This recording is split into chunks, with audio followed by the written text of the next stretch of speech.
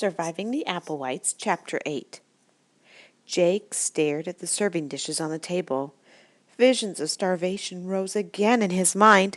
There was a casserole of zucchini and onions. There were sliced tomatoes, cooked carrots, green beans, beets, and a bowl of something dark green and slimy looking that Lucille identified as beet greens. "All from my garden," she told Jeremy Bernstein proudly. She didn't elaborate on nature spirits or dream communication. When Archie came from the kitchen with a huge platter, Jake's hopes rose. There had been bacon at breakfast. These people did eat meat. But when the platter was set down in front of Zedediah, who was seated at the head of the table, Jake sighed. There were a couple of hot dogs, one bratwurst, a handful of breaded shrimp, a chicken thigh and drumstick, and a couple of indeterminate patties that might have been meat or might have been veggie burgers. "This was it, eh?" the old man asked Archie. Archie shrugged and nodded. "I planned a really nice dinner. Honestly, I did. I just thought you were coming next week," Sybil Jamison said to Bernstein. "I'm terribly sorry." "Randolph forgot to do the grocery shopping," Archie explained as he sat down. "This was all that was left in the freezer." Bernstein shook his head. "No problem. Honestly, no problem. I've been thinking of becoming a vegetarian anyway." "If God had wanted humans to be vegetarians," Zedediah said, "he'd have given them cow's teeth and an extra stomach." He passed the platter down the table. "Get what you want first, young man. No telling what would be left if you waited your turn." By the time the platter got to Jake, all that was left were the patties. Jake's stomach growled as he put one between the tiny mounds of vegetables on his plate. He wondered what sort of food was served at Juvenile Hall. As everyone began to eat, Zedediah asked Bernstein about the magazine he wrote for. Bernstein's eyes lit up, and he looked fully alive for the first time since he'd emerged from his ruined car. "The New World Literary Review. It won the Bromer East Coast Arts Foundation Award for 3 years in a row for its arts criticism and—" He turned to look at Sybil, who was at the end of the table opposite Zedediah.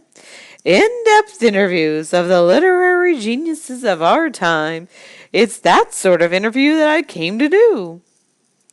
"I wouldn't have thought the Petunia Grantham Mysteries would get anybody classified as a literary genius," Zedediah said.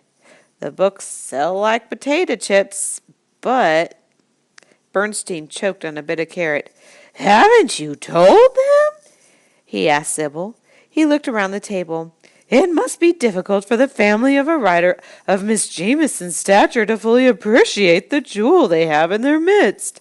The Petunia Grantham Mysteries are splendid examples of their genre, of course, but our readers are getting a sneak preview of her new work. The first 2 chapters of what will no doubt be heralded as the literary masterpiece of the new century will be printed in the next issue. I've been sent to do the interview that will accompany those chapters. Everyone at the review is terrifically excited. It's an event of enormous interest to the whole literary community when a writer as popular as Miss Jamison makes out new artistic territory. The world is awaiting the coming great American novel with bated breath." "It must be getting blue in the face by this time," Cordelia said. "If it's the book she started when I was in kindergarten, the world's been waiting for this particular great American novel for more than 10 years. "And well worth the wait," Bernstein said, "judging from the opening chapters, which I've been privileged to read. One can't rush a work of art." "Who would have guessed that Debbie Applewhite would turn into a literary genius before our eyes?" Zedediah said. "Debbie Applewhite?" "Zedediah!" Sybil said, her face flashing red. She turned to Bernstein. "That's off the record. I've been Sybil Jamison for nearly 20 years. My parents named me Debbie for Debbie Reynolds. I can't imagine what they were thinking of. But he said, Applewhite? My married name, of course. Jeremy Bernstein looked from Sybil to Zebediah and back again, his eyes at least twice as big as normal. Applewhite? Your married name is Applewhite? Then your husband, the man who crashed into me, the man I crashed into, is Randolph Applewhite, the theater director? You've heard of him? I reviewed his off-Broadway revival of Time Remembered for my college newspaper. It was magnificent. Randolph Applewhite. I didn't realize. I didn't. Bernstein stopped and looked back at Zebediah. His eyes, Jake thought, looked to pop out of his head. Applewhite? Zebediah Applewhite of Zebediah Applewhite handcrafted wood furniture? Zebediah nodded. Good heavens! And Lucille! Archie! It's quite a clan, Zebediah said. Lucille Applewhite, the poet. This is so amazing. I own both your chapbooks. And Archie Applewhite, I visited your website, and I saw your chair with ottoman in a gallery just last month. It was stunning, so original and inventive. I hope you had the good sense not to try to sit on it, Archie said. Applewhite, Jameson, I had no idea.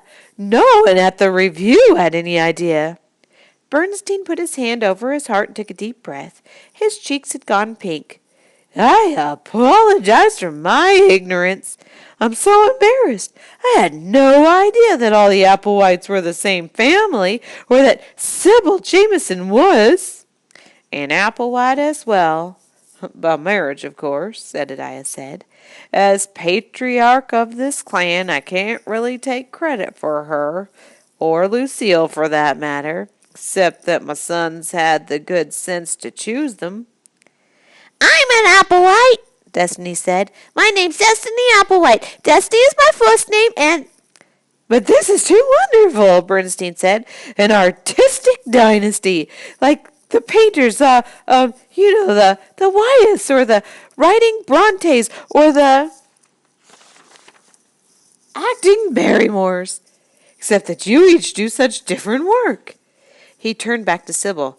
You never gave so much as a hint. Sybil was sitting very still. When she spoke, her voice was chilly. I was under the impression that you were coming to interview me. It didn't occur to me to mention my family any more than it would have occurred to any of them to mention me. Ah, Bernstein said. Yes, well, he cleared his throat. But I have to tell you, it's exciting to be sitting here at the table in the midst of so much talent. It's like expecting to find a diamond and stumbling into an entire mine. The children, do they? The children are still exploring their artistic potentials, Sybil said. Destiny shows signs of talent in the visual arts. He has a real eye for color. That's me, Destiny, Destiny said. I got lots and lots of finger paintings. You want to see my finger paintings? He got down from the table and went off toward the schoolroom. Sybil went on. Hal, whom you haven't met, nor are likely to unless you're planning to put down roots, Archie said. None of us has laid eyes on him for months. Sybil frowned at Archie. Hal is something of an introvert, but I'm sure you understand the sensitive artistic temperament. Bernstein nodded, his face serious and sympathetic. He was passionately into painting for a while, but judging by the new sign on his door, the materials he's been ordering on the internet, and the sounds coming from his room, he seems to be expanding his range. We all respect his artistic privacy, of course, so we won't know what he's working on until he's ready to show us. I'm composing and choreographing an original ballet, Cordelia said. I also play the music and will dance it. It's a solo ballet called The Death of Ophelia. From Hamlet, you know. Oh, Ophelia, unrequited love, madness, drowning. Superb material for a ballet. An opera, even. I don't sing. That's the Achilles heel of the whole Applewhite clan, Zebediah said. If there's a singing gene, we don't have it. Applewhites don't sing. I do! Destiny had come back in, carrying a large sheet of paper covered with red and green smudges. I sing all the time. He put down his finger painting and launched into the Itsy Bitsy Spider at the top of his lungs, walking his fingers up an imaginary waterspout. Destiny proved Zebediah's point, Jake thought. From then on, the conversation went on around Jake so fast and furiously that he wasn't sure he could have followed it if he'd wanted to. It was all about art, mostly Applewhite art. He did his best, in spite of his total loathing of cooked vegetables, to eat enough to keep body and soul together, slipping bits of zucchini and beet and cooked carrot to the dog at his feet under the table. Though he was apparently willing to eat anything, Winston seemed to enjoy beet greens in particular. "You're very lucky to be invited to participate in this amazing educational opportunity," Bernstein said to Jake at one point. Jake realized the conversation had come around to the Creative Academy. He nodded dutifully. He hadn't been listening, so he didn't know whether Bernstein understood why he'd been invited to participate. "You know," Bernstein went on, addressing the whole family now, "I have a friend who's a producer for a magazine show on one of the television networks. He's always looking for stories with enough of a hook to interest the network executives. I've never had one to give him before, but I think this could be it. The Applewhite Artistic Dynasty and the homeschool designed to perpetuate it. If I may borrow a computer, I could email him the idea tonight. I know it would be an invasion of your privacy, but I think those of us who understand the importance of the arts owe it to the rest of America to give them a taste of what it's all about."